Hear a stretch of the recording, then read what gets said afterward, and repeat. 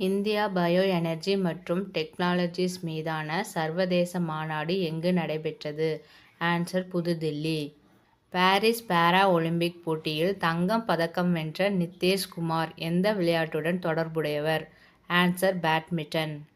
26,000 கோடி மதிப்பிலான ஐஏஎஃப்பின் Su-30 MKI விமானங்களுக்கு 240 ஏரோ என்ஜின்களை எந்த நிறுவனத்திடமிருந்து கொள்முதல் செய்ய பாதுகாப்புக்கான அமைச்சரவை குழு ஒப்புதல் அளித்துள்ளது?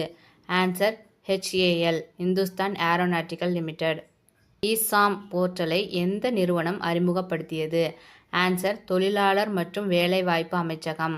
இது 26 ஆகஸ்ட் 2021 அனௌன்ஸ் பண்ணியிருக்காங்க. ரீசன்ட் நியூஸ் என்னன்னா 3 வருஷத்துல 30 கோடி பதிவுகளை எட்டியிருக்கிறதா சொல்லியிருக்காங்க.